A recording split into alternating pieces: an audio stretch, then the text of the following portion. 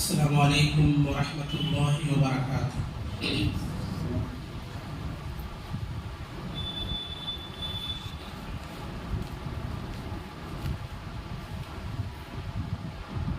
الحمد للہ رب العالمین والصلاة والسلام علی سید المرسلین، اما بعد، اعوذ باللہ من الشیطان الرجیم، بسم اللہ الرحمن الرحیم۔ يا أيها الناس قد جاءتكم موعظة من ربكم وشفاء لما في الصدور وهدى ورحمة للمؤمنين۔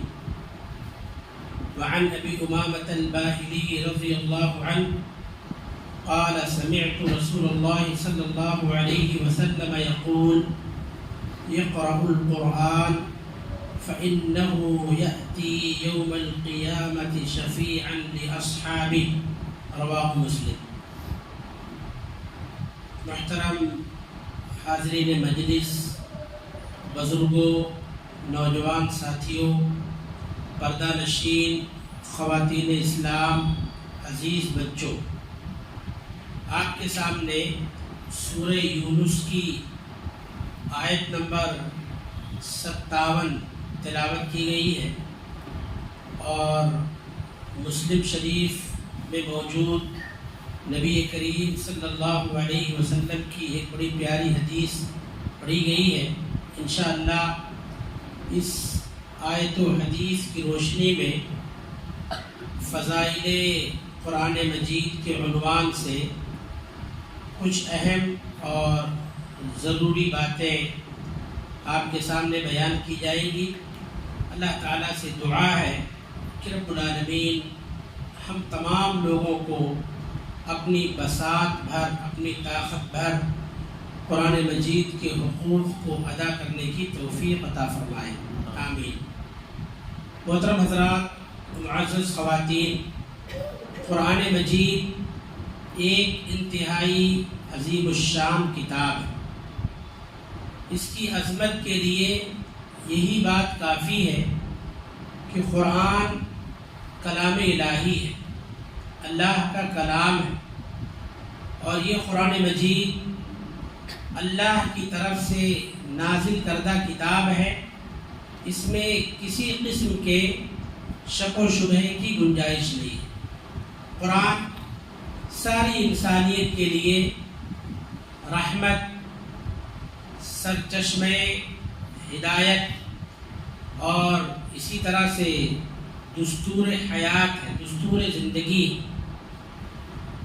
قرآن مجید سے پہلے بھی اللہ تعالیٰ نے بہت ساری کتابیں لوگوں کی ہدایت کے لیے نازل فرمائی تھی، مگر ان کتابوں میں ان کے ماننے والوں نے تحریف کر دیا، اپنے فائدے اور اپنی سہولت کے لحاظ سے ان میں کاٹ چھانٹ کر دیا اور اس کے اندر تبدیلی کر ڈالی۔ اب جو بھی آسمانی کتابیں قرآن کے علاوہ دنیا میں موجود ہیں، چاہے وہ تورات ہو، چاہے زبور ہو، چاہے انجیل ہو، چاہے جو بھی کتاب ہو، صحف ابراہیم ہو، ان کتابوں کے اندر اب اصلیت باقی نہیں رہ گئی۔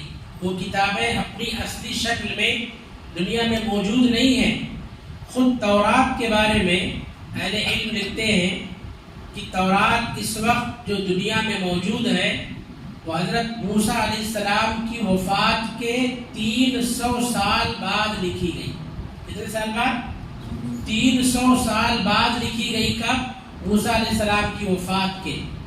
اب ان کی وفات کے 300 سال بعد جو کتاب لکھی جائے، اللہ بتائیے اپنی اصلی شکل میں باقی رہ سکتی ہے؟ نہیں۔ مگر یہ قرآن مجید کا اعجاز ہے، قرآن مجید کی خصوصیت ہے کہ قرآن کو جیسا اللہ نے نازل کیا تھا ویسی اب بھی اپنی اصلی شکل میں موجود ہے۔ کیوں موجود ہے؟ کیونکہ قرآن کی حفاظت کی ذمہ داری اللہ نے لی۔ اللہ تعالیٰ نے سورہ جو ہے حجر میں بیان فرمایا، اِنَّا نَحْنُ نَزَّلْنَا الذِّكْرَ وَإِنَّا لَهُ لَحَافِظُونَ، بے شک ہم نے ہی ذکر کو، یہاں ذکر سے مراد قرآن ہے، ہم نے ہی اس قرآن کو نازل کیا اور ہم ہی اس کی حفاظت کرنے والے ہیں۔ ہمارے نبی صلی اللہ علیہ وسلم پر جب شروع میں قرآن اترتا تھا، قرآن نازل ہو رہا تھا، تو اس خیال سے، اس ڈر سے کہ کہیں آپ بھول نہ جائیں، اللہ تعالیٰ کا کوئی حکم ذہن سے نکل نہ جائے، نبی کریم صلی اللہ علیہ وسلم کیا کرتے تھے، جبریل آپ کے سامنے قرآن پڑھ کر سناتے تو آپ اس کو دہراتے رہتے تھے، پریشان رہتے تھے، اور جو ہے بار بار اس کو ریپیٹ کرتے تھے کہ اس کو یاد رکھ لے، محفوظ کر لے، کہیں بھول نہ جائے۔ تو اللہ تعالیٰ نے سورہ قیامہ میں آیت نازل کیا کہ لا تحرک لسانک لتعجل بہ، قرآن کو جلدی سے حاصل کرنے کے لیے، سیکھنے کے لیے، کہیں یہ آپ کے ذہن سے نکل نہ جائے، اس خوف سے آپ اپنی زبان کو بار بار حرکت نہ دیں، پریشان نہ ہو۔ ان علینا جمعہ وقرآنہ، قرآن مجید کو جمع کرنا، اس کی حفاظت کرنا، اس کو آپ کے دل و دماغ میں محفوظ رکھنا اور اس کا پڑھنا، یہ سب ہماری ذمہ داری ہے۔ پھر اللہ رب العالمین نے فرمایا فَإِذَا قَرَأْنَاهُ فَاتَّبِعْ قُرْآنَهُ، جب قرآن کو ہم جبریل کے ذریعے سے پڑھوائیں تو آپ کیا کرو، اس کی اتباع کرو، آپ اس کی اتباع کرو، آپ پریشان مت ہو۔ ثُمَّ إِنَّ عَلَيْنَا بَيَانًا، پھر اللہ نے فرمایا قرآن کی تفسیر بیان کرنا بھی ہمارے ذمہ ہے، اس میں جو مبہم باتیں ہیں، جو غیر واضح باتیں ہیں، ان کی وضاحت کرنا بھی ہماری ذمہ داری ہے۔ اللہ تعالیٰ نے ہر طرح سے قرآن مجید کی حفاظت کیا۔ آپ دیکھیں نبی کریم صلی اللہ علیہ وسلم پر جب قرآن اترتا تھا تو آپ کے آس پاس جو ہے کاتبین وحی کی ایک ٹیم موجود ہوتی تھی، اور حافظ ابن حجر رحمۃ اللہ علیہ نے لکھا ہے کہ باقاعدہ 23 سے زیادہ ایسے صحابہ کرام تھے جو نبی کریم صلی اللہ علیہ وسلم کی مجلس میں بیٹھ کر وحی لکھتے تھے۔ ان میں مشہور حضرت معاویہ بن ابی سفیان رضی اللہ عنہ، زید بن ثابت رضی اللہ عنہ، معاذ بن جبل رضی اللہ عنہ، اور اسی طرح سے حنظلہ رضی اللہ عنہ، اور بھی بہت سارے صحابہ ہیں کہ باقاعدہ ایک ٹیم موجود ہوتی تھی جو آپ کے پاس بیٹھے رہتے تھے۔ اللہ کے نبی صلی اللہ علیہ وسلم قرآن کا املا کرواتے تھے، قرآن لکھواتے تھے اور کہتے تھے دیکھو یہ آیت اتری ہے، اس کو فلاں سورہ میں لکھ لو، اس آیت کو فلاں سورہ میں لکھو، فلاں آیت کے بعد لکھو، اس سورہ کو فلاں سورت کے بعد لکھو۔ تو باقاعدہ اللہ کے نبی صلی اللہ علیہ وسلم لکھواتے بھی جاتے تھے اور اس کو مرتب بھی کروا رہے تھے، ترتیب وار لکھواتے جا رہے تھے۔ بعض صحابہ قرآن کو پتھروں پر، بعض درخت کے پتوں پر، بعض کپڑوں پر، بعض چمڑوں پر قرآن مجید کو لکھتے تھے۔ مگر جب حضرت ابو بکر صدیق رضی اللہ عنہ کا دور خلافت آیا اور مسلمان جو ہے مدینہ سے باہر پھیلنے لگے تو خطرہ لاحق ہونے لگا، اس لیے قرآن کو ایک جگہ جمع کرنے کا حکم صادر فرمایا، اور حضرت زید بن ثابت رضی اللہ عنہ جو اس میں سب سے زیادہ ماہر تھے ان کو یہ ذمہ داری دی گئی اور ان کو اس ڈپارٹمنٹ کا ہیڈ بنایا گیا، ان کو اس کا ہیڈ بنایا گیا، ان کو یہ ذمہ داری دی گئی کہ جہاں جہاں جن کے گھروں میں بھی قرآن لکھا ہوا موجود ہے، چاہے پتھروں پر، چاہے پتوں پر، چاہے کپڑوں پر، چاہے چمڑوں پر، سب کچھ جو ہے دربار خلافت میں منگایا جائے اور اس کو یکجا کیا جائے، جمع کیا جائے۔ مگر ابھی قرآن کو اصلی شکل نہیں دی گئی۔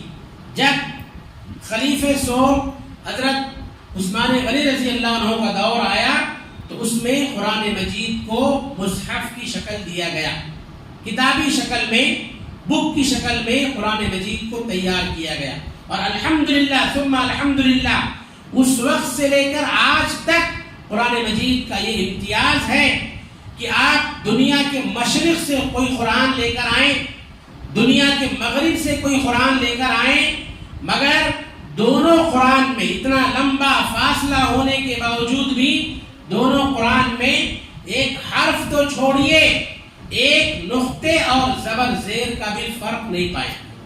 قرآن مجید دنیا کے اندر سب سے زیادہ یاد کی جانے والی، سب سے زیادہ حفظ کی جانے والی کتاب ہے۔ آج بھی ہم چیلنج کے ساتھ کہہ سکتے ہیں، اگر دنیا کے تمام گھروں سے قرآن نکال دیا جائے، تمام لائبریریوں سے قرآن نکال دیا جائے، پھر بھی منٹوں سیکنڈوں میں قرآن انشاءاللہ ثم انشاءاللہ اپنی اصلی شکل میں تیار کر دیا جائے گا۔ لاکھوں کروڑوں حفاظ کے دلوں میں الحمدللہ قرآن مجید موجود ہے۔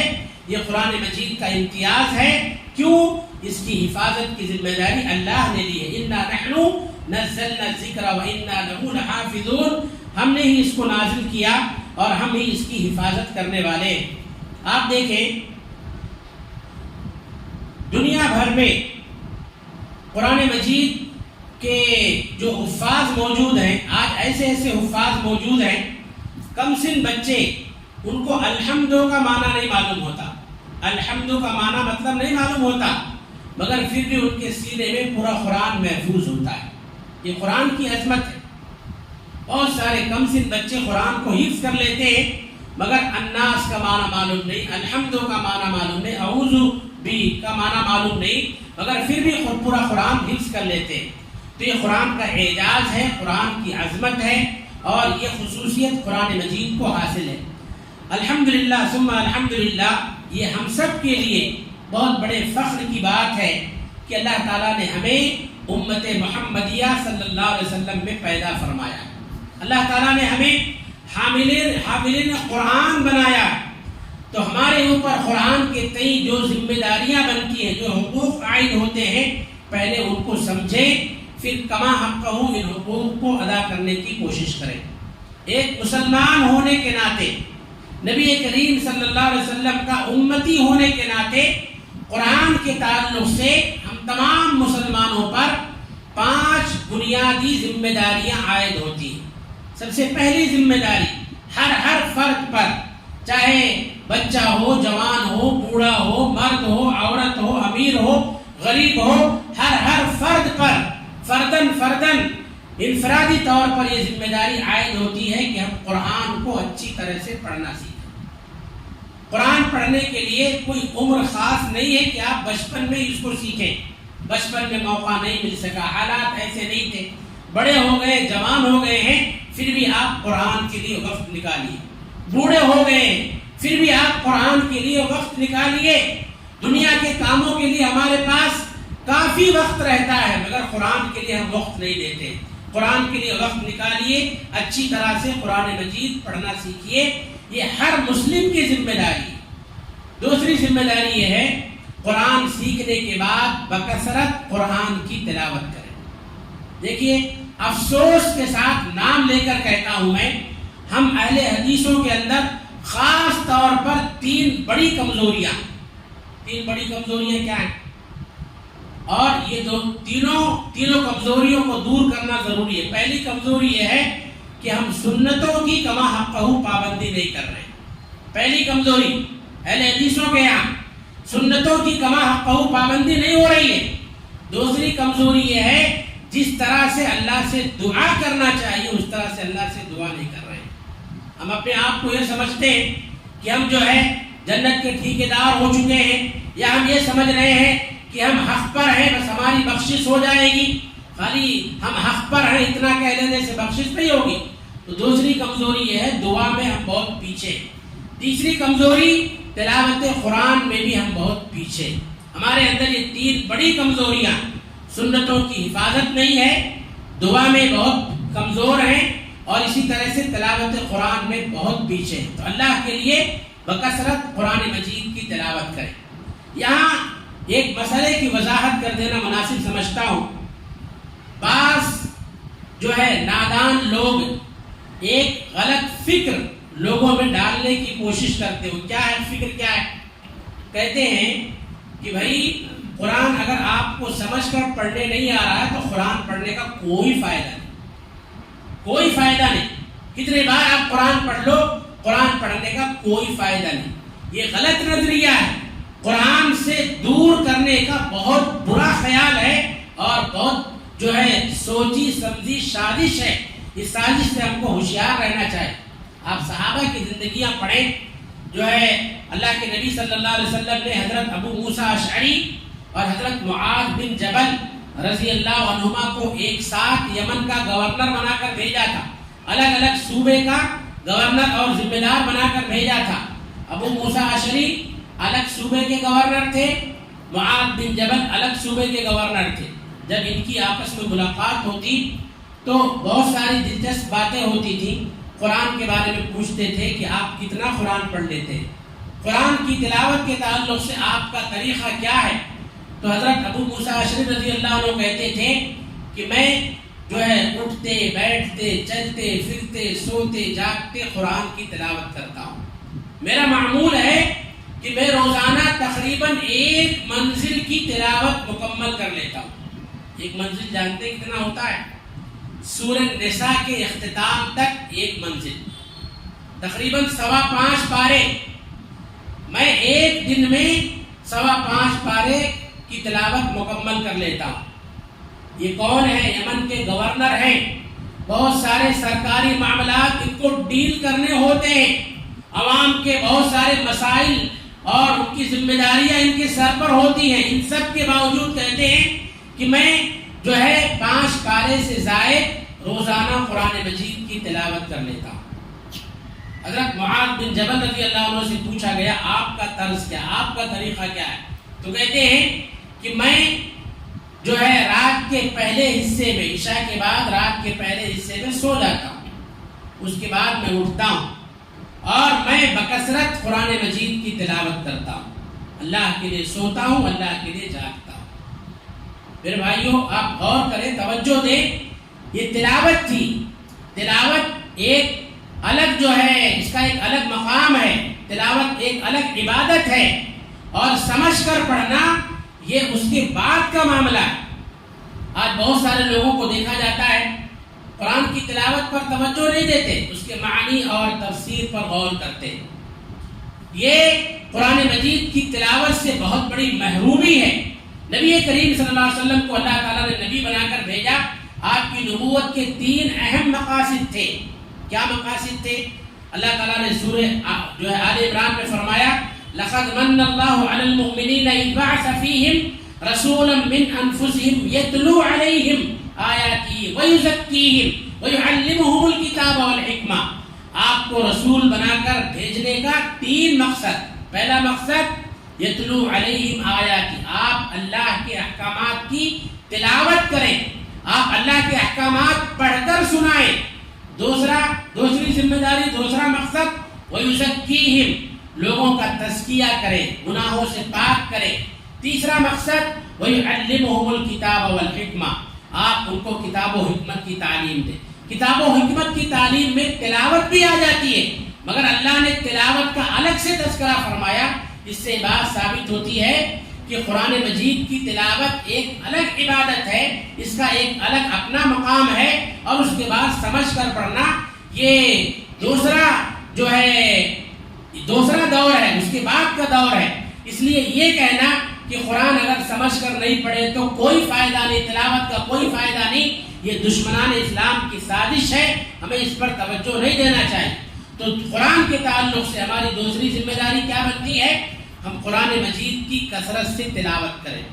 دیکھیے نیا سال شروع ہو گیا ہے, محرم پہلا مہینہ ہے.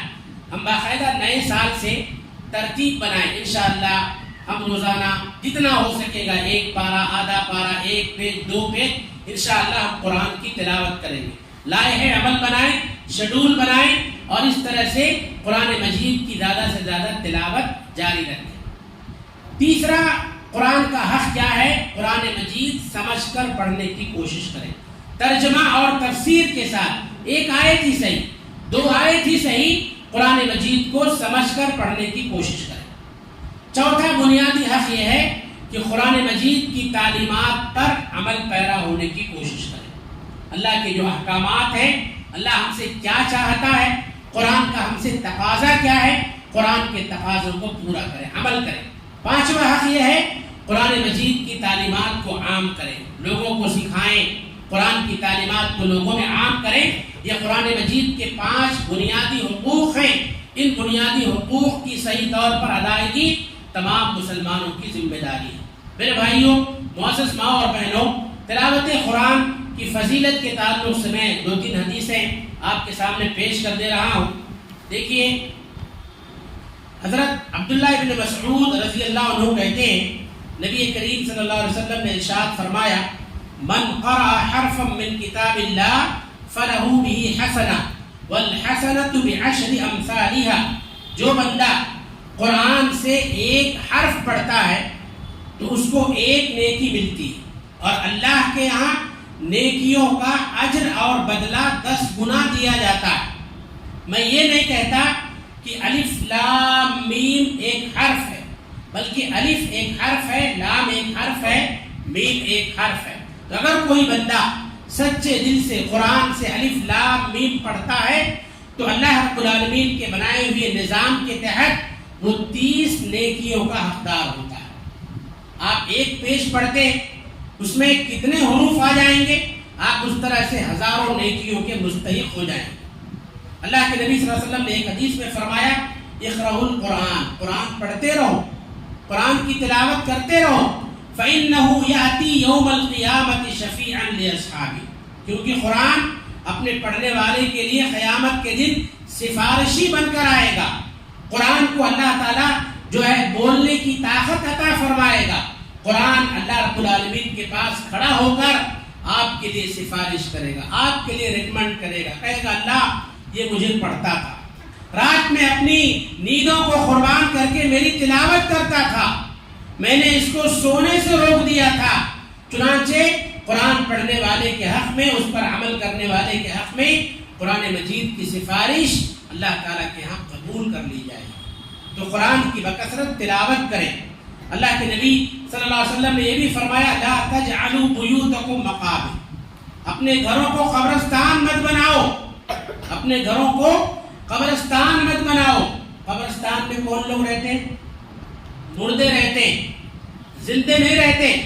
اگر گھروں میں قرآن کی تلاوت کا اہتمام نہیں ہے، ذکر و اذکار کا اہتمام نہیں ہے، نفلی نمازوں کا اہتمام نہیں ہے، تو ہمارے گھر کیا ہے؟ مقابر ہیں، قبرستان ہے. یہ میں نہیں کہہ رہا ہوں، نبی کریم جناب محمد الرسول اللہ صلی اللہ علیہ وسلم کہہ رہے ہیں اپنے گھروں کو قبرستان نہ بناؤ.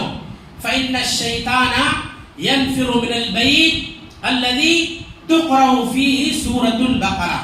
جس گھر میں سورہ بقرہ کی تلاوت جاری رہتی ہے، ایسے گھر میں شیطان بسیرا نہیں کرتا، شیطان وہاں سے بھاگ جاتا ہے. تو گھروں میں قرآن مجید کی تلاوت کا اہتمام کریں، خود بھی قرآن پڑھیں، گھر کی ماؤں بہنوں کو بھی قرآن پڑھنے کے لیے کہیں. آپ دیکھیے عمل کا کتنا اچھا اثر ہوتا ہے. ماں جب بیٹھ کر قرآن کی تلاوت کرتی ہے، قرآن پڑھتی ہے، چھوٹے چھوٹے بچوں کو دیکھیں آپ، بچے آ کر گود میں بیٹھ جاتے ہیں. ماں انگلی چلاتی ہے، بچے کے ساتھ، ماں کے ساتھ ساتھ بچے بھی انگلی پھراتے ہیں. سمجھ میں کچھ نہیں آتا، ماں کیا کر رہی ہے سمجھ میں نہیں آ رہا ہے، مگر ماں کے ساتھ بچے بھی انگلی چلا رہے ہیں. ماں اپنا مصلی بچھاتی ہے نماز پڑھنے کے لیے، ساتھ میں چھوٹے بچے بھی آ کر کھڑے ہو جاتے ہیں، کبھی ماں کے آگے، کبھی پیچھے، کبھی برابری میں کھڑے ہو کر جو ہے رکوع سجدہ کرتے ہیں. تو عملوں کا بہتر اثر پڑتا ہے، اس کی بہتر بچوں پر چھاپ پڑتی ہے. تو خواتین سے میری گزارش ہے گھروں میں تلاوت قرآن کا اہتمام کریں، نفلی نمازوں کا اہتمام کریں، ذکر و اذکار کا اہتمام کریں. اس کی برکت سے ہم بہت ساری پریشانیوں سے انشاءاللہ ثم انشاءاللہ محفوظ رہیں گے. جو لوگ قرآن میں ماہر ہوتے، تجوید کے ساتھ، تجوید کے قواعد کی رعایت کرتے ہوئے قرآن پڑھتے ہیں، ایسے لوگوں کی خاص فضیلت نبی کریم صلی اللہ علیہ وسلم نے بیان فرمائی ہے. آپ صلی اللہ علیہ وسلم نے فرمایا: الماہر بالقرآن مع السفرۃ الکرام البررہ. قرآن میں مہارت رکھنے والے، قرآن میں جو ایکسپرٹ لوگ ہیں، ایسے لوگ قیامت کے دن نیکوکار بزرگ فرشتوں کے ساتھ ہوں گے. اور جو آدمی قرآن پڑھتا ہے، قرآن میں اٹکتا ہے، اٹک کر پڑھتا ہے، تو اس کو قرآن پڑھنا چھوڑنا نہیں چاہیے. اللہ کے نبی صلی اللہ علیہ وسلم فرماتے ہیں: والذی یقرأ القرآن ویتتعتع فیہ. وعلیہ شاق فلہ اجران، جو آدمی اٹک اٹک کر قرآن پڑھتا ہے اس کو ڈبل ثواب ملے گا. ڈبل ثواب کیوں ملے گا؟ ایک تو قرآن پڑھنے کا ملے گا، اور دوسرے اٹک اٹک کر پڑھنے سے اس کو جو تکلیف ہوتی ہے، جو مشقت ہوتی ہے، اس کو برداشت کرتا ہے، صبر کرتا ہے، قرآن کے ساتھ لگا رہتا ہے، ہمت نہیں ہارتا، پیچھا نہیں چھوڑتا، تو ایک ثواب اس کا اس کو ملے گا. تو قرآن مجید کو پڑھے، پڑھنا نہ آئے، اٹک اٹک کر پڑھنا آ رہا پھر بھی پڑھیں اور اس کی اصلاح کی کوشش کریں، لیکن قرآن پڑھنا نہ چھوڑیں. اور جہاں تک ہو سکے قرآن مجید کی صورتوں کو، آیتوں کو یاد کرنے کی کوشش کریں. اللہ کے نبی صلی اللہ علیہ وسلم نے فرمایا یقال لصاحب القرآن، قیامت کے دن قرآن والوں سے، حفاظ قرآن سے، یا جو لوگ قرآن پر کما حقہ عمل پیرا تھے، ان سے کہا جائے گا اقرا ورتقی، تم پڑھتے جاؤ، چڑھتے جاؤ. جنت کے اندر مختلف طرح کے درجات ہوں گے. قرآن پڑھنے والوں سے، قرآن زیادہ زیادہ یاد کرنے والوں سے کہا جائے گا اقرا ورتقی، پڑھتے جاؤ، چڑھتے جاؤ. تمہاری منزل وہاں ہوگی جہاں تمہاری آخری آیت ختم ہوگی. تو جس کو جتنا زیادہ قرآن یاد ہوگا اس کا مقام و مرتبہ بھی جنت میں اللہ کے پاس اتنا بڑا ہوگا. اس لیے قرآن سے روگردانی اختیار نہ کریں، قرآن میں دلچسپی پیدا کریں، قرآن پڑھنے، اس کو یاد کرنے، اس پر عمل کرنے اور اس کی تعلیمات کو عام کرنے کی کوشش کریں. یہ ہم سب کے لیے جو ہے بہت بڑی خوش نصیبی ہے کہ اللہ تعالیٰ نے قرآن مجید جیسی عظیم الشان کتاب ہم کو عطا فرمائی ہے. ایسی کتاب ہے لا یأتیہ الباطل من بین یدیہ ولا من خلفہ، نہ اس کے سامنے سے باطل آ سکتا ہے، نہ اس کے پیچھے سے باطل آ سکتا ہے. یہ ہر طرح کے ریب و شک سے اور ہر طرح کے بطلان سے محفوظ کتاب ہے، اللہ کی مقدس ترین کتاب ہے. اس کے حقوق کو کما حقہ ادا کرنے کی کوشش کریں. قرآن مجید کے تعلق سے اور بھی کچھ اہم اور ضروری باتیں انشاءاللہ آئندہ درس میں آپ کے سامنے بیان کی جائیں گی. آئیے ہم اللہ تعالیٰ سے دعا کریں کہ رب العالمین ہم تمام لوگوں کو اپنی طاقت بھر قرآن مجید کے حقوق کو ادا کرنے کی توفیق عطا فرمائے. اللہ تعالیٰ ہم سب کو قرآن مجید کو سیکھنے سکھانے کی توفیق عطا فرمائے. رب العالمین بکثرت ہم سب کو قرآن کی تلاوت کرنے کی توفیق عطا فرمائے، اور اپنی طاقت پر اللہ تعالیٰ ہم سب کو قرآن احکامات پر عمل پیرا ہونے کی توفیق عطا فرمائے. اللہ رب العالمین ہم سب کے ان نیک جذبوں کو قبول فرمائے اور دنیا و آخرت میں ہم سب کو اس کا بہتر سے بہتر بدلہ عطا فرمائے. آمین ثم آمین. اقول قولی ھذا استغفر اللہ لی ولکم ولسائر المسلمین فاستغفروه انه هو الغفور الرحیم. وآخر دعوانا الحمد لله رب العالمين والسلام عليكم ورحمة الله وبركاته.